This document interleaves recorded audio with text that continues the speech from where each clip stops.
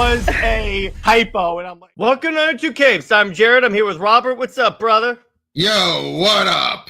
And today we are talking about, so we're basically doing another comparison episode, except this time we're comparing Jason Todd to Frank Castle, because they more or less fulfill the same role in comics as being like the black sheep of their respective universes that uses lethal force. To a point, I still will say that Bucky is the better comparison, if you ask me.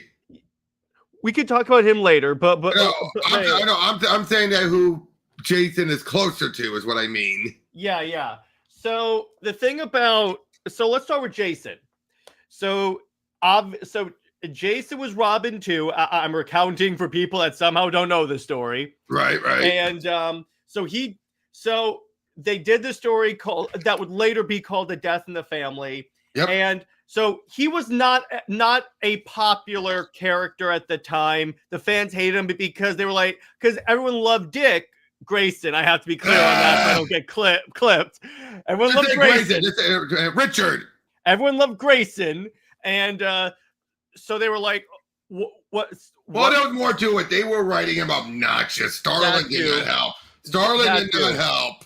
That too. So DC. So so I'm just going to refer to it as a Death in the Family, even though it wasn't that yet. So I'll be back. Yeah. So at a point in A Death in the Family, the Joker captures Robin, beats him up, and blows him up with a bomb. And DC left it up to the fans to decide Jason's fate. There was a 800 number that you could call and vote, should Jason Todd live or die? And there were certain people that gamed that system hard to get Jason to die. So he died. And we now know what would have happened. And I was right. It was just a few panels and a bit of dialogue change here and there. Yeah. So he died and he stayed dead for like a really long time. Now, the first indicators that we got that he's alive is actually in Hush. I mean, it would be hinted at.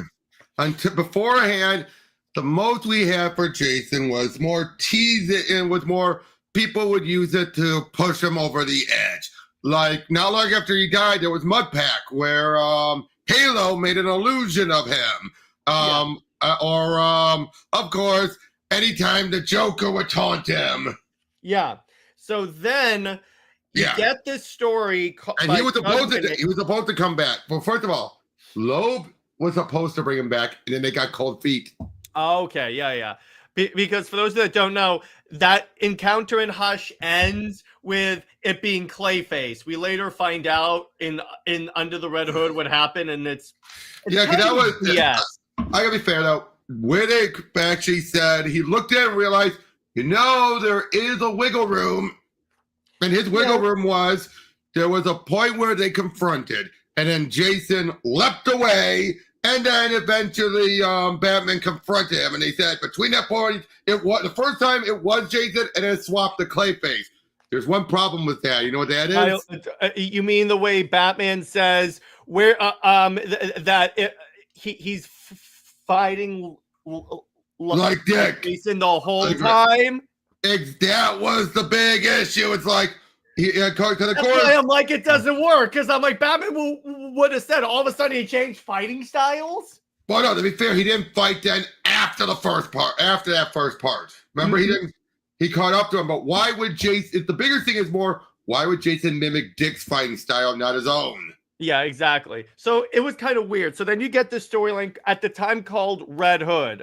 It wasn't retitled until Under the Red Hood until the movie came out. So, the trade original was Under the Hood. That's not Under the Hood. Under the Hood, yeah, exactly. Well, you get this mysterious character named Red Hood, and what was cool about it is that he shows up and he's just shooting people, and he's basically doing lethal justice. His approach to crime is, instead of fight it, control it, because if you control it, you can be more effective. Exactly. And he seems to have a major vendetta against the Joker. So Batman fights this guy. Yep. Now we bet the audience find out it's Jason before Batman even does. Yeah. Now here's the thing: the original way they brought back Jason is the most comic book thing I have ever heard. Now, they didn't reveal until after the arc ended, just to be fair. It wasn't until after the arc ended in an annual. Which is collecting the trade. So Superboy Prime punches reality and sends ripples throughout the multiverse that bring back Jason Todd. Here's they could have salvaged that by having other characters come back to life. But the fact that it's as far as we know, just Jason. No. Technically, they use that to explain the Doom Patrol changes. And technically, they did bring back Rita. I guess, but that does count, dude, because they were able to use. Jeff Johns specifically was the one who utilized that to say, "Oh yeah, remerged Burns Doom Patrol back with proper Doom Patrol," and it took Giffen to explain how Rita came back then. Yeah, exactly. So it does count. So that does count. We did get 2 resurrections out of it. So he came back to life. But here's the cool part that I like. He still had like the brain damage from getting hit in the head with a crowbar. So he like Daddy need the Lazarus. Daddy need the Lazarus. Danny gets the Lazarus pit. This is one of the good things the new 52 did. They cut out the punching reality and just said he put him in a Lazarus pit. That's it. What are you doing? Exactly. Although I don't know if you ever saw me and Pika going over the Lost Years. I don't think so. Oh boy, there is a huge continuity issue. Really? Explain. Okay. Obviously, where does Hush fit in conjunction with Ra's al Ghul? Ra's is alive because he's still in the book, right? Yeah. Batman even fought him, and yet. And the Lost Years, it's set before Hush. Yet there's a point where Talia, where they basically have it be that, Death of the Maiden that happened. And then now the point where Pika and I have to, like, wait a sec. Holy shit, that doesn't make much sense. How can this be set before Hush? How can this be that Hush is dead when it's set, not Hush, when Ra's is dead, when it's set before Hush, when Ra's is still alive? It's really weird. By the way, so let's get caught up in some comments. Cameron says DC needs to figure out what they want to do with him, either as a villain or separate from Bruce. I'm sorry, dude. We will talk about that. Oh my gosh! So Cameron has adopted Brit's way of speaking at the end with the sugar honey iced tea. Nice work, brother. Oh, sugar honey iced tea. Yeah, Brit finds inventive ways to swear while respecting my no swearing rule. I love that. So she's seen Madagascar, in other words. Yeah, exactly. Cameron says, before I even found out about the Prime punching the source wall, I always thought Talia brought him back was the thing because of the relationship. That still happens to a degree. It's Cameron. twisted. It's twisted, but let me put it this way. The Talia part, again, still happens because, again, he still has the brain damage because literally what it was, it's like a zombie movie where the punch happens and then he just emerges from the grave. But then his wounds catch up to him after that. Yeah, exactly. So it is still that. So Batman finds out who it is, and then, basically, things happen. Okay, can I summarize it? Yeah, things happen. Jason tries to tell him, choose between me or the Joker. And then one thing I preferred in the anime movie over the comic, I hated the Batman throws the batarang and gets Jason in the neck. Yeah. At least in the anime movie, he just threw it at the gun and blew it up. Yeah, exactly. Yeah, but yeah. And then, now keep in mind, Infinite Crisis, they wanted to kill off Grayson. Oh, I know what you're talking about. And that's why 1 year later, you had Jason take over as Nightwing. Didn't last, obviously. Yeah. And he, for a brief bit, he became a tentacle monster before they revert him back to normal. And then eventually that led to, we wouldn't see him again until under the Battle for the Cowl. Mm-hmm. And then, let me just put it this way. Morrison did more harm, if you ask me. It was Jason. Yeah, because wasn't he a villain that like adopted like one of like the Daltron? Yeah, Daltron as a Robin. I go, what the hell is this? Now, granted, and then Judd Whittaker came back and tried to adjust it again. But I think everyone will agree. No one's going to argue, except for what they did to Starfire and Roy, New 52 and Rebirth did light years better for Jason. Yeah, they Lobdell, really.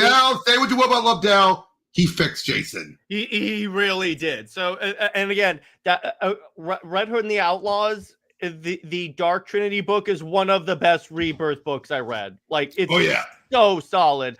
And I love how the first trade ends with Batman and Jason eating Burger King on the Batmobile. I'm like, it's just a solid moment. But anyway, yeah. So he became a villain, and and he was a villain for like a while until that. And now here's the problem. And by Cameron asked, I would like to ask you, do you all agree with Bruce? I'll never come back speech. Okay, here's the thing. I get what they're saying. Here's the problem with that speech. The way it's represented in the book and the comic, it's represented as, if I kill one person, I will go on a killing spree. I know what Bruce is saying, but it should have been phrased a lot better. It's basically, it's the slippery slope where once you kill, it becomes too easy. You start to become easier and easier. That's the better way to say it. Yeah, it is, because that is true though. Once you kill, and there's a multitude of factors. And I gotta say, I actually like Scott Snyder's definition better. Yes, you could kill the Joker, but you might replace him with someone worse that will fill the void. That's an excellent way to explain why Batman. It's the lesser of two evils thing. Yes, it's like, yes, you could kill him, but don't think that means that nothing's going to fill the void. Yeah, exactly. And that's more, and that is very in character for Batman. He would think like that. He's like, look, it sucks that this being exists, but how do I know someone worse is not going to show up?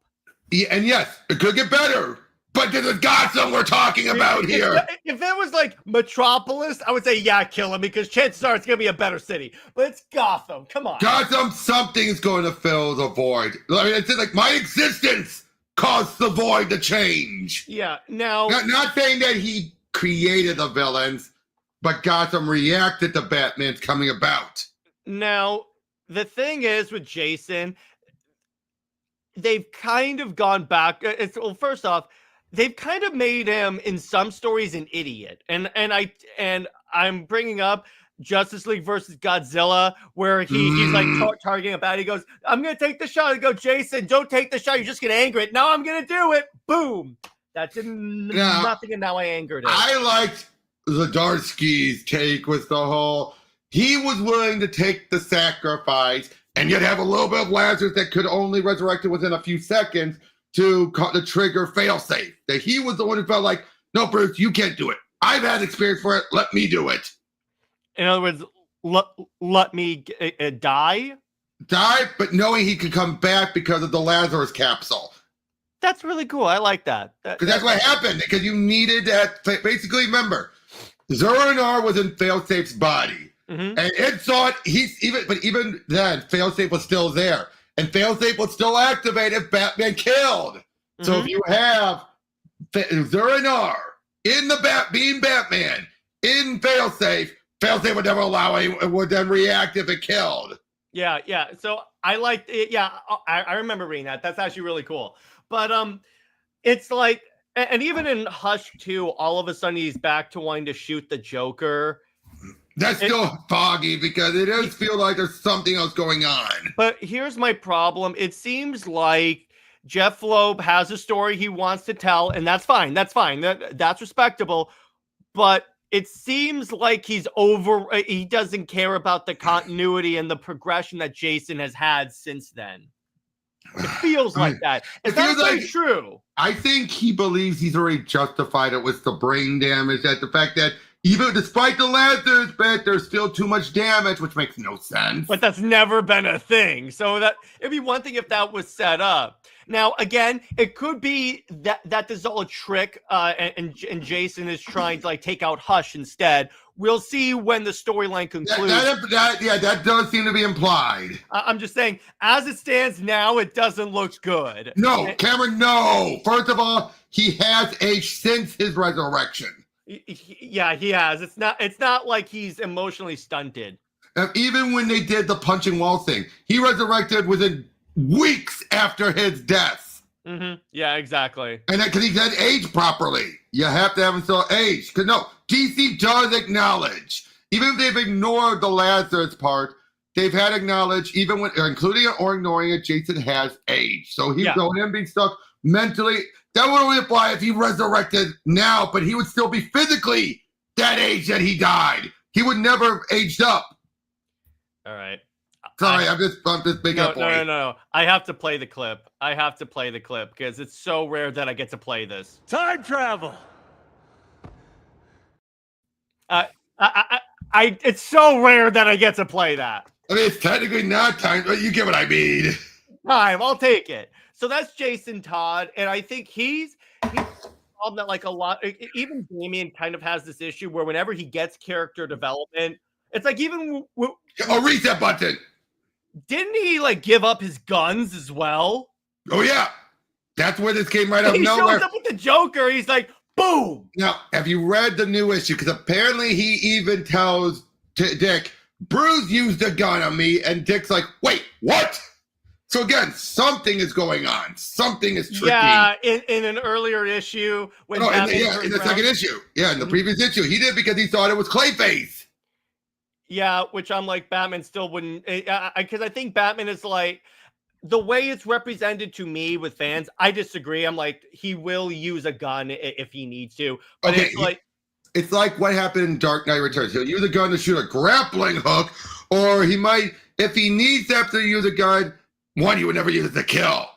Never. Yeah, but anyway, unless you're Dark Knight Returns. But let's not get into that. Let's not get into that. Let's not get into that debate. I'm not getting into that. But it's like a lot of characters have this reset button where as soon as, because I get what the problem is, because ultimately you can't, because what makes Jason Todd unique is that he is that Batman character that's like has the guns and is willing to go that far. And when you undo that, by undo, I mean when you develop his character to the point where that's no longer a thing, what is he then? That's true. Now, I'll say this. I do think Rosenberg had done a lot of good stuff, like Task Force Z. That's a good. I still haven't read that story though.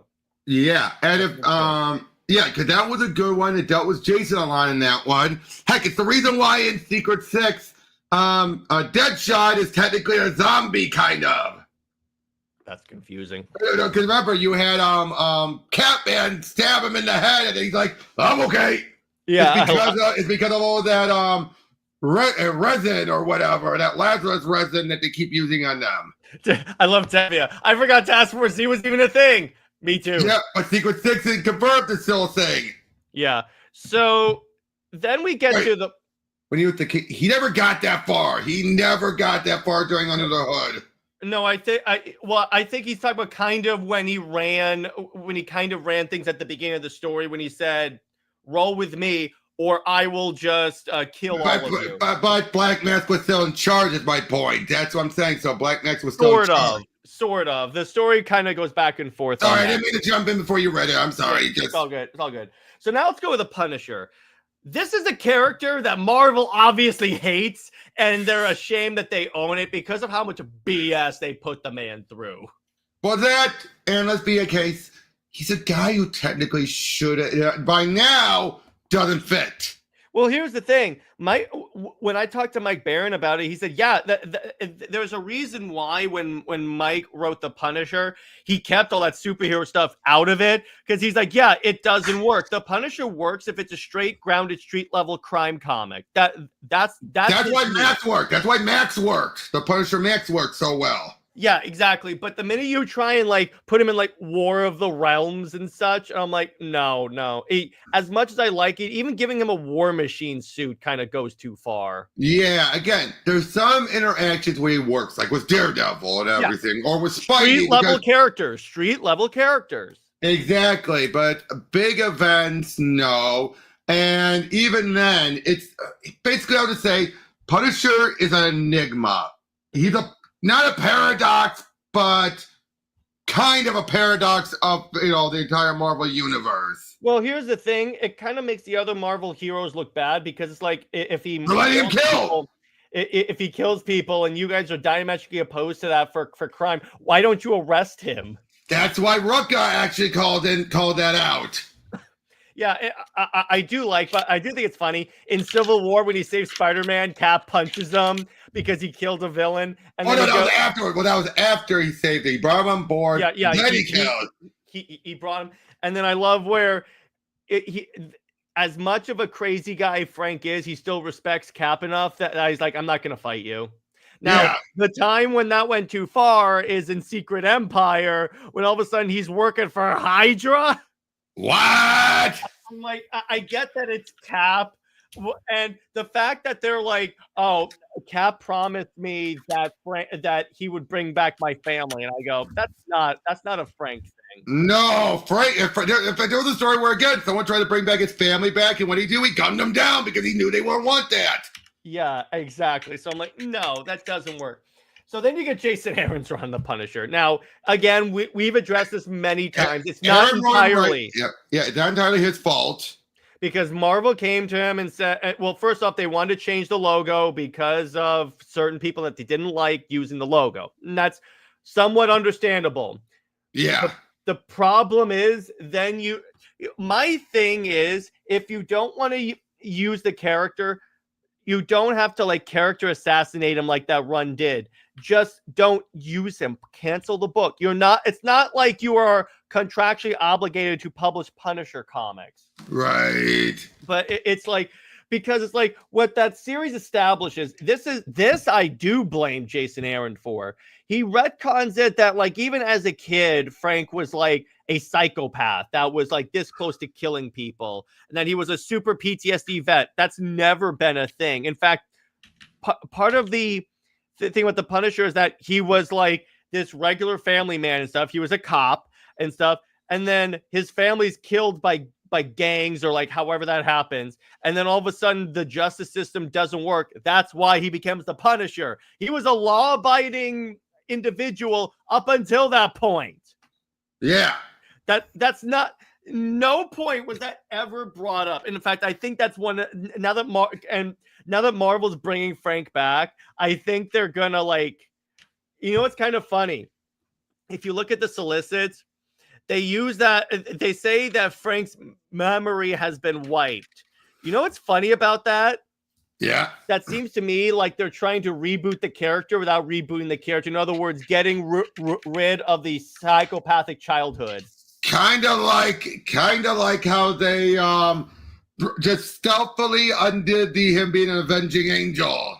Yeah, exactly. I think that's what they're doing, and I'm like, I think that what's going to happen is that he's going to selectively get the memories back that they want him to have, and his childhood being crazy won't be that. They can even make it where like that was a fake memory or something like that. There's any number of things they could do, but it's like, so they're bringing back Punisher and they're making it a red band book, and I'm like, okay, right. I do like this new red band thing that Marvel's doing, where it's essentially R-rated comics, because it's like, for Wolverine the Punisher, you kind of need an R rating for them to do it right. Maybe even a Venom, that would be great. A red band of a Venom comic, not Mary Jane Venom, but actual Venom.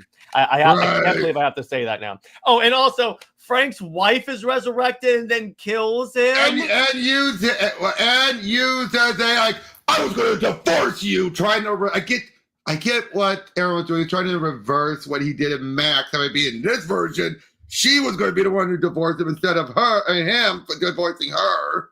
No, but here's the thing. They're trying to portray Frank how Hollywood portrays all combat vets, like they're PTSD machines that are about to explode at any moment. They have horrible married lives. And I go, that's the point where that book lost me. Now, to be fair, giving it a shot, but then I was like, no.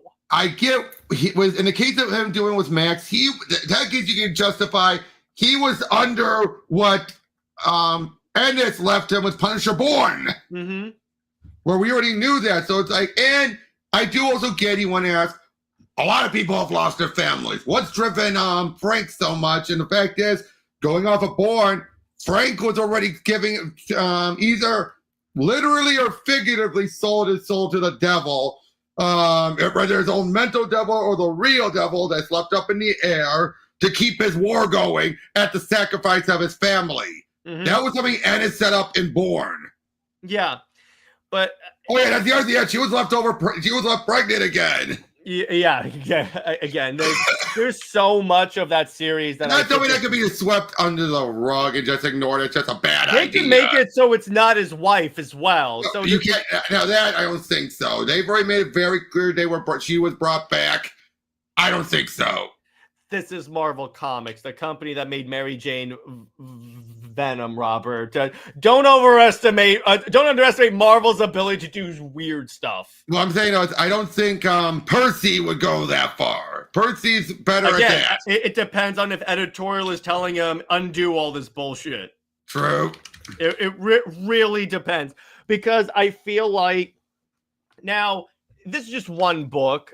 It could be that Marvel has kind of gotten like the message that the way they're handling stuff is not good. And let's be honest, they're ready to. It could also be an edict from Disney.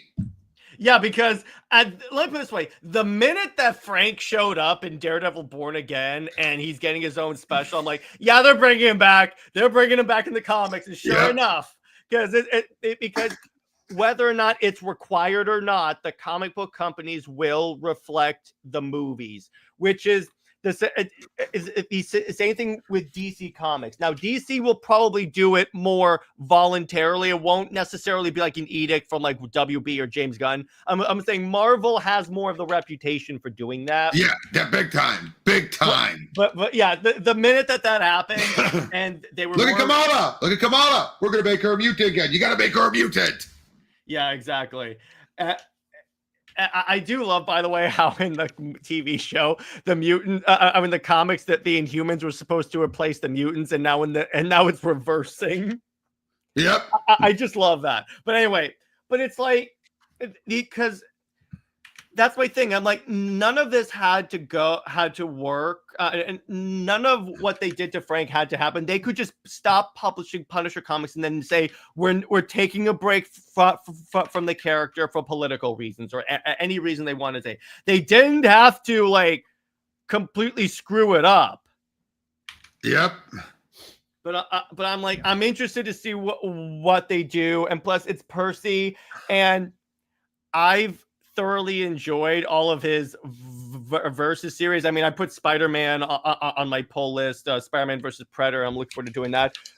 Wolverine Predator is one of the coolest things. The reason I really love it, it's structured in a way that if you wanted to put it in continuity, you can. It's not necessarily like explicitly said it's in continuity, but the way the time works in the book, you could place it in continuity. The first one was, I even asked him himself, and he confirmed. The first one, he played it safe. He wanted to be in continuity. Once he got the Black Panther, then it's like, nah, make it your own universe. Yeah, I'm talking about Wolverine. Wolverine, you could say is in continuity. Yeah. Yes, agreed. There's nothing in it. Black Panther, no. Yeah, that's what I'm saying. The original one, yeah, that was intentional. And I like how it's become an entire Predator versus verse, if you will. And they're gonna kill the heroes because of vibranium. I am really excited to see the Predator take on like Thor and the Hulk. That is going to be dope. By the way, I just flipped through Rucka's Punisher Warzone. Get this, it's not a whole bunch of issues of the heroes hunting down Punisher until the very end. It's a case of them trying to, even Thor confronting Frank and then making it clear to them, like not beating him, but saying like, either stop your war or they're like, I understand it. And even Thor says, he said, this is a war. It's like, no, you make it a war so you have something to fight. Yeah, I like that. Yeah, by Cameron, I can tell you this right now, they're not going to do the whole Frank no longer kills based on the fact that it's a red band and the phrasing of the solicit alone. They use the word lethal like 80 times. There was no way they go non-lethal with Frank. Yep. There is no way. To be clear, I could see why you would think that because it is Marvel, but Oh yeah, Joe Garrison. I wouldn't be surprised if they killed Joe Garrison. Either that, or I don't think Percy's going to deal with Joe here. I think that's going to be up to someone else. Or maybe they just ignore him. But now, what's kind of funny about the Joe Garrison thing, they pretty much replaced Punisher with Discount Punisher. That's the equivalent of saying, Mom, can we have Punisher? We have Punisher at home. Yep. That's what that is. Because it's like they gave him a very similar origin story and characterization. I'm like, then why'd you get rid of Frank? And it was just so watered down. And I'm like, and he even had like plasma guns instead of real guns. So I'm like, oh, okay, I see what you're doing here just because it's Frank. But so let's compare the two. Actually, you know what? Let's talk about the Winter Soldier because you want to add that in there. And yes, it is true. There are similar characters. So with Bucky now Bucky for the longest time was just Cap's Robin. Even before Robin. Robin before Robin. And he was one of the 3 characters that would never be brought back. At the time, would never be brought back to life. And that's Uncle Ben, Jason Todd, and Gwen. And Gwen. Well, and Gwen. All 4 of those have been brought back in some way. Anyway, comics. But then Brubaker then realized, like, he actually took advantage of that. That everyone just felt it was so sacred. He thought, like, well, yeah, because no one had a good story to tell. I do. Kind of funny. This was most likely unintentional. That came out around the same time as this. Oh, that was unintentional. That was completely unintentional. It could not have been timed better. It's like within a month of each other, Bucky and Jason are back to life. Yep. But like I said, though, in the case of with Bucky, this led to Brubaker overhauling Bucky. For one, he wasn't a kid anymore. Mm-hmm. He actually was an older adult. Not for Steve's age, although that has waffled a little bit, but more of a case of he would do the missions that Cap would have for optic reasons. Yeah. Or because they know he's a little bit more of the covert ops guy. Yep, but he would give the illusion of, yay, I'm his sidekick. Yeah, exactly. So he dies. He dies at the end of World War II. Yep, and he lost his arm because his arm was attached to the bomb and everything. He fell into the cold water, was found by the Soviets, who made him their Cap. Yeah, it was, and then they would thaw him out if they had a mission, or like to train Black Widow, and then they would develop a relationship. That was one of the coolest reveals. Yeah, funny enough, though, that wasn't the first time such an idea has been done. That was done with Steve twice. Really? And Boswell retcon. One was a bad retcon they tried to do, where they tried to say everything you know is a lie and that got undone. The other time was he was also implied during Heroes Reborn. Okay, but so then all of a sudden the modern day Cap encounters this being called the Winter Soldier, and he's like taking out targets and stuff. And then it's revealed it's Bucky Barnes back to life, and he has his memory is screwed up, ironically, just like Frank is right now. Now here's an interesting thing I always thought about. What if Cap had to use a cosmic cube to restore his memories? Mm-hmm. But what if it wasn't Bucky, but he made it Bucky through the cube? You mean what if the Winter Soldier was not him? But because he used the cube, he retconned it all. Yeah, but before that, he sees him without his face on, without his face mask on, and goes, Bucky? But he could have thought it was Bucky. He could have thought really deeply that was Bucky, and then he used the cube to retcon it all, and no one's ever thought otherwise. I'm not saying that's what happened, but that when you're using a cosmic cube, even in a grounded level, that thought's the cosmic cube did make Steve a Hydra agent, so there you go. And it allowed I did love in Brubaker's run. He had a carryover fact from Gruenwald's run, which was the skull was in a clone body of Steve that was disfigured still, and when he got assassinated. But and that's why Steve had to get brought in, because it was his blood. It still had his blood in it, and yet then he used Skull had the cube. It was a damaged cube, but he used it to put his mind inside the guy who gave the order that he was on the phone with. That's weird. So I know, convoluted as all heck. It's comics. So Steve dies at the end of Civil War. And Bucky takes over as Cap. It's a long story. This is when like a lot of different characters, for lack of a better term, auditioned to be the new Cap. But Bucky essentially told Tony, "Okay, I'll take the shield because everyone else is going to screw it up. But I have to be independent. You can't tell me what to do." And Tony's like, "All right, that's fine." What are you going to do? It's another assassin. So, now, of course, I got to say, Bucky Cap's outfit was the Puerto Rico flag. It was. Now, here's the problem. By the way, I did pre-order the New Avengers Omnibus Volume 2 that has it. I know it's written by He Must Not Be Named, but it's Bucky Cap, and I need it. It's one of my favorite Captain America eras. Right. But here's the problem. Speaking of He Must Not Be Named, when he was writing New Avengers and Bucky Cap was on there, he wrote Bucky Cap like an idiot. Yeah. And I'm like, it was like, I've never led a team before. And then we're all like, yeah, yes. Yeah, what? Yeah, yes. Again, it's classic. He Must Not Be Named. But so Steve comes back through time travel. Oh, I get to use it twice. This counts. Time travel.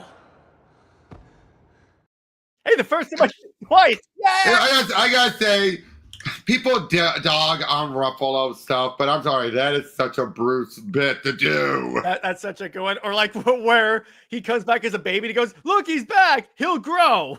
Yeah. I love Again, it. It's just stuff like that. It's like, no, that is Bruce. Bruce would do that.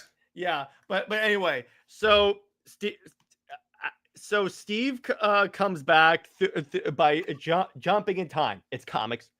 Just go with it. Just go with it. That's what I have to tell people. We're in a medium where someone was punched back to life. Just go with it.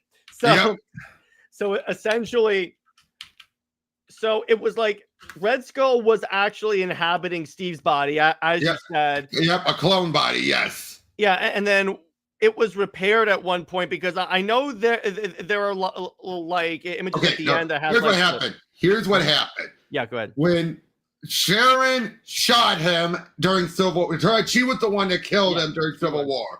After Civil War, it turns out that bullet displaced his spirit or soul from his body, and the plan was for the Red Skull to eventually put himself in Cap's body, but things went awry, and as Sharon wanted to give you to screw you to the skull, made his body giants through PIM particles so they can gun him down and kill him with a bunch of missiles, and Steve's mind was able to get back into his body. That's how it worked. But even then, he didn't want to be Cap. He decided, like, nope, I'll be Super Soldier or something, or I'll just be myself. It wasn't until Siege when Bucky seemed to get killed, and technically he did. No, it wasn't Siege. It was Sin's. It was Original Sin. Because Siege is when like they were both Cap. I think. You're right. It was Original Sin, and then they decided. But then Fury used the last of his own what's kept him alive for so long to restore Bucky back. And it became more of a spy book because he took the mantle of Winter Soldier, if you will, and teamed up with Natasha. It's a pretty good run. And since then, he's pretty much been stuck in that cycle ever since. Yeah, and the thing about it is, like, he did start off as like another Punisher / Red Hood, but I think he's like this way. He's gotten the character growth that Jason has gotten, but it's stuck. But I'll say this: I do feel that it was because Brubaker wrote him for the most part alone, with some exceptions. Like he did let Daniel Way write Bucky, Winter Soldier, in the Wolverine origin for a specific moment, but for the most part, it was its own separate thing. Yeah, exactly. So, but it's like, what I mean is like subsequent writers haven't like undone that. Right, exactly. Barry Cameron, yes, they have helped because here's what's done. Bucky went from being like a relatively obscure character. So it's like everyone who's seen a Marvel movie knows who the Winter Soldier is. Yeah, exactly. And again, I don't say he's been one of the more consistently handled characters for good or for ill in the and I would MCU. say mostly well for Yeah. like the MCU. I understand the fact that it's annoying they didn't give him the Bucky cap stuff, yes, but was it really needed for this version of Bucky? Yeah, but I know what they're because the MCU thought it was a good idea to go all in on all new, all different Marvel, forgetting what happened to the comics when they did that. No, I get that. But what I'm saying though is, but did Bucky really need to be Cap? Is what I'm saying. Well, yeah, it's still with the redemption story because they were still playing with that even up and I would say that was completed Thunderbolts, I would say in there. Thunderbolts to a degree of what was already implied. The problem is most of it happened off screen. Here's the thing, though. They could do it. They could? Hear me out on this. A variant. No. Hear me out on this. So you know how there's two different Avengers teams battling for the name? Yep. He could be. What if Val says we need a Captain America, Bucky Barnes? But let's be honest. What's his name? The difference is, he would be like, "Hey, you got one." The difference is Bucky was there when Steve gave the shield to Sam, so I don't think he would necessarily want to undermine Steve's. No, but I'm saying he would still argue it though, dude. He would still argue like, "Hey, I was Cap." Yeah. Or it could also be that like they do that and they justify it by you have to have a reputation. Yeah, no, they do have Bucky become that version of Cap, and the way he justifies it is you've screwed up. It took you forever to start the frickin' Avengers, and you're not doing anything with it. You're wearing a beret. You're wearing a beret now. Yeah, no, that was John Walker. I was talking about John Walker saying he's Cap, is what I'm saying. No, I was talking about. No. I was saying. Yeah, go ahead. I was saying Walker would argue, I'm Cap. I was also going to be Cap. I think Walker would actually want to say he'd rather be Cap before Bucky was. Are you sure? Because it didn't work out well last time, and I think that was part of his arc in Thunderbolts. Okay, you got a point there. I will say I like the beret more than the clone Cap helmet. That makes him look more unique. That is true. Hey, you got a point there. You do have a point there. Yeah, but Cameron asked for on Jason, I want to ask, do you all prefer the helmet or the domino mask? I like the helmet. The helmet. I don't even like the weird hood and airsoft mask they gave him. I prefer the helmet. I prefer the helmet as well. But I don't mind the domino mask underneath it. Yeah, I'm like, oh, okay, it's fine because it could get like damaged or knocked off and stuff. So I'm fine with that. Yeah, but it's like and him being a Red Hood, I also love how he uses that to try and give a big screw you to Joker. Yeah, I love that. But I will say on Bucky Barnes in the MCU, I still like what they did with him. So it's not like they wasted the character. He still he was a badass in Thunderbolts when he saves them and like pulls the truck. Yep, and I still love the like using his arm to stop the truck, by having it bounce up like boing.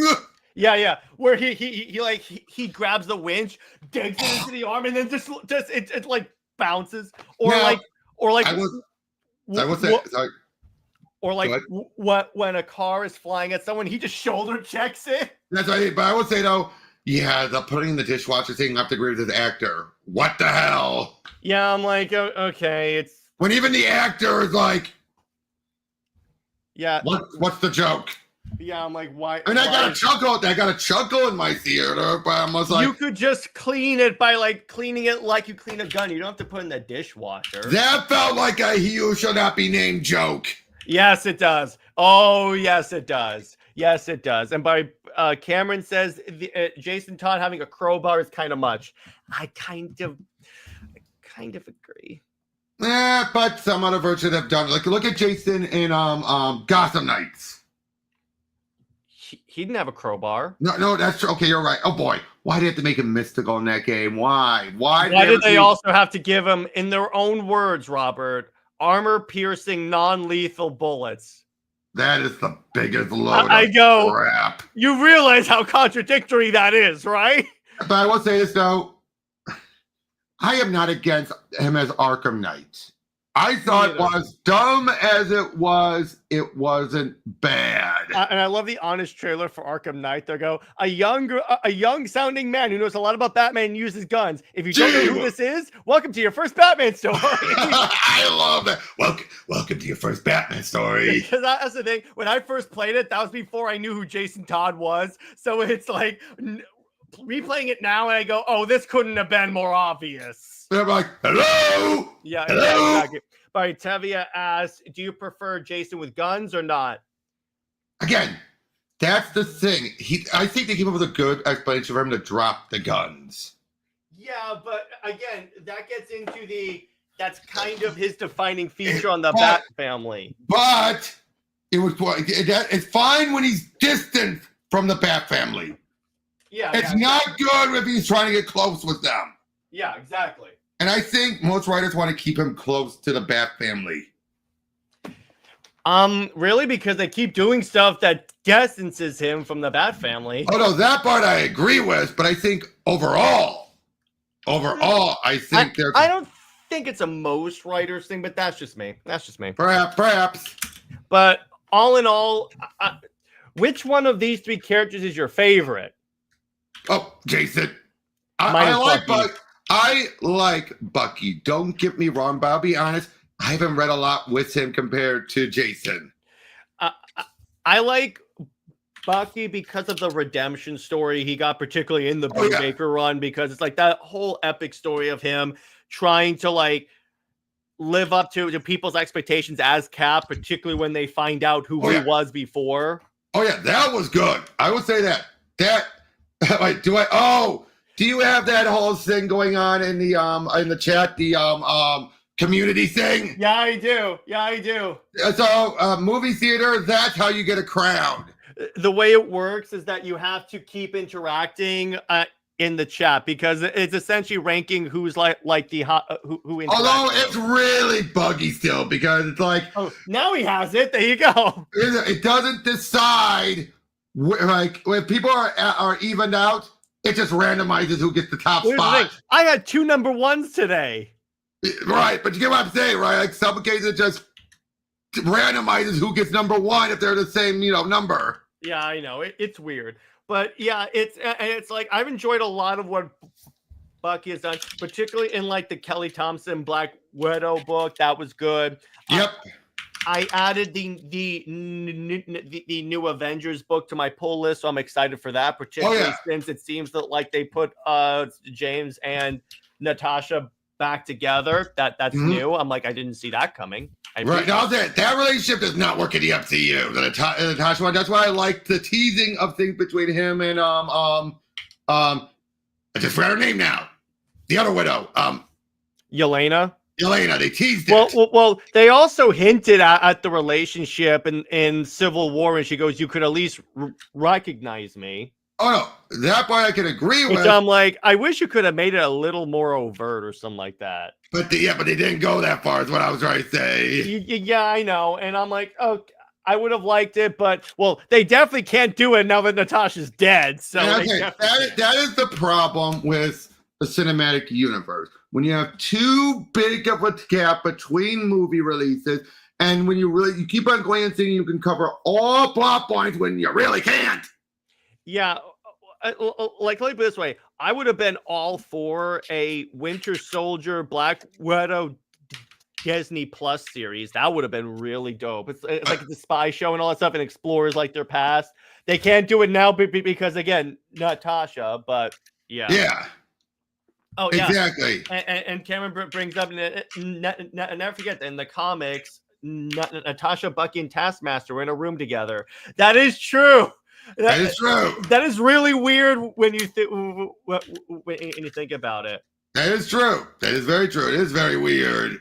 Yeah, but the whole Yelena and Sentry thing, that's just Twitter people shipping anyone together.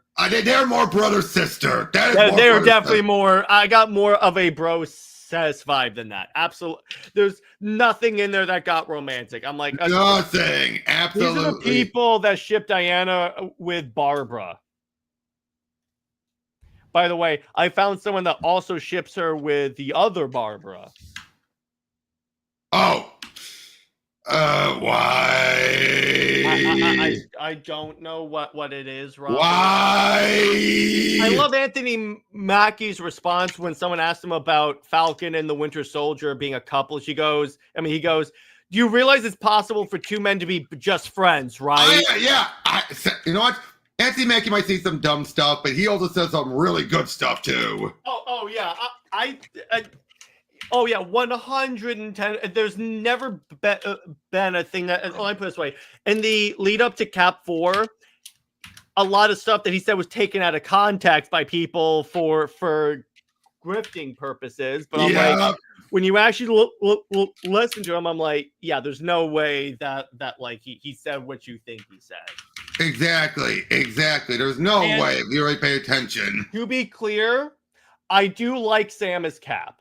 I'm going to tell you, it makes sense for his character at that point. Would I have preferred James? Yes. But do I like what I see? Because I personally enjoyed Cap 4. Now, can we get? Let's get back to the main topic, though. Yeah. Jason, like I said, Jason. Because let's get back to Punisher. We've completely just come past Punisher. I like the Punisher. It's just the problem is that Marvel keeps doing stuff that I'm like. Again, like I've said before, he's a character that doesn't really belong. He belongs for character interactions, and that's not enough reason to keep him around. It's kind of like, honestly, the X-Men, because when you think about the X-Men, the whole you hate these people because they have these crazy powers, but you love the Avengers. It doesn't kind of work. It can to a degree because you have the big thing about a mutant is a genetics thing that is just naturally born with, so you have that innate fear of could they replace us, whereas the Avengers are always a mystical or other thing that rarely have anything to do with a few Avengers have been born with their abilities or they've been dormant. So I'm like, that is true, but I'm saying on the vast average, the general average, those are the exceptions, not the rule. The problem is it's never been expressed like that, Robert. So I'm like, that's why it kind of has that contradiction. With the Punisher, it doesn't make sense. Like this way, the only time it made sense for him to be on an Avengers team is when they put him on the Savage Avengers. Because when you look at the lineup of that team, like he fit the Thunderbolts more. He fit the Thunderbolts more. Honestly, if they wanted to make the Thunderbolts their Suicide Squad, they could make him the Rick Flag of the book. Yeah, but you do know that he was on the Thunderbolts, right? Yeah, exactly. And I'm like, yeah, he works with the teams that do like the really lethal stuff. But the thing is, and I agree with Mike Barron on that, he doesn't work when you put him against alien invasions. I'll say though, he does work alongside Deadpool. Well, it's Deadpool, so... Well, yeah, but you get my point, right? He works alongside Deadpool. It depends on the character, but like with Captain America and arguably Spider-Man as well, or like any of the regular Avengers, he doesn't work. By the way, that was something that in the that I told you, Punisher Warzone mini and everything. Spidey was the one who kept trying to get everyone to go after Frank. He kept saying like, this guy's a mass murderer. We got to take him down. And no one took him seriously at first. It's like, as soon as he says, like, he's a mass murderer, we got to stop him. Natasha, oh, yeah, I hear he doesn't kill cops. Well, does that matter, guys? And I love how Tony's about to just walk. Like, okay, let's get going. Hey, I know I'm normally the one with the jokes, but he needs to go down. And then Cap actually made a good point saying, Spidey has a point. If we just let you do it, we are condoning what he does. Yeah, exactly. And what's kind of funny, I remember when they were putting together the new Avengers and they asked about Wolverine joining the team. And then like Cap's like, no, he's a murderer. And then Iron Man goes, you picked the last one. Yep. And I'll say this as well. Even when asking Wolverine about this, Wolverine's like, hey, this is going to go the way it goes. Yeah, so it like this way, Wolverine is less likely to go full crazy than Frank is. I'm gonna make that assertion. Also, I gotta say this. When it comes to Punisher, I still say, it's one of my favorite stories. It's the Frankencastle one where he actually gets cut the ribbons by Dakin, and then he's turned into a Frankenstein abomination. My favorite is the War Machine suit, or when he fought Wolverine in the Carl Potts book. I love that. Well, speaking of Carl Potts, he did the second Venom miniseries that was the Funeral Pyre, which had Punisher and Venom butt heads, and it made it clear Venom had more morals than Punisher. Yeah, and this is coming from someone known as the Lethal Protector, so... Yep. Yeah, my alien symbiote is more moral than you are. Yep. But that shit... Okay, first of all, Punisher's resurrection, really? If you count Frankencastle, aside from Frankencastle, it's never really had a resurrection. And Red Hood they fixed later with the reboot, so I'm not gonna say Laser Harry beat a Lazarus pit, or they just dropped it entirely. Because here's the thing.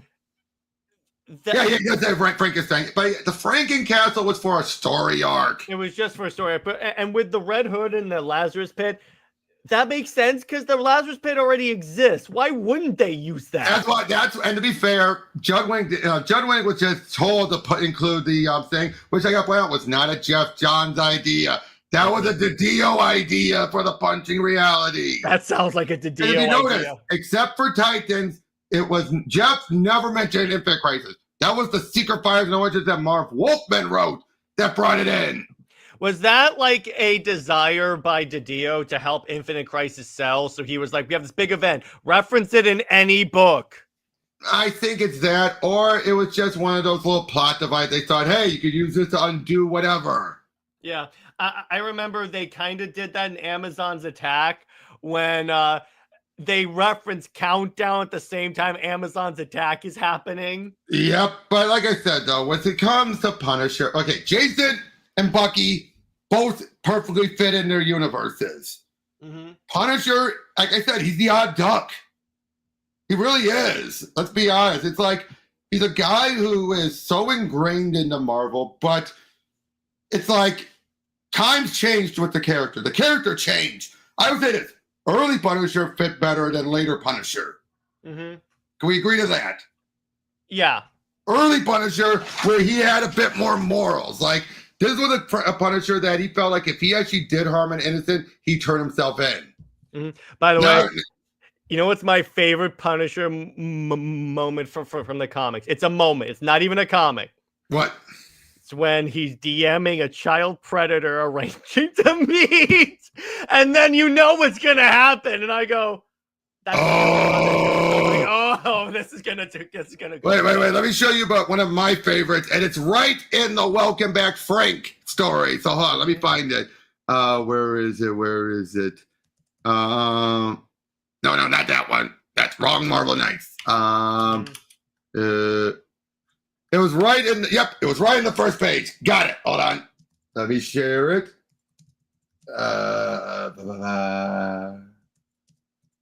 Here we go. Okay, hang on. Let me pull this up. Get a haircut. And then we have this guy saying, like, man, you're not going to believe this. Okay, get this. I got a Sticky Eddie's to score, okay, for the party tomorrow. And I walk in, and he's doing a deal with some guy. And there's more money on dope laid out on the table than I've ever seen in my life. And Eddie says, wait till he finishes up. And I'm like, cool. And I'm chilling and just tripping, dude watching all this stuff and changing hair like that. And all of a sudden, the door comes busting in. It's the Punisher, man. And he basically says, like, all this stuff.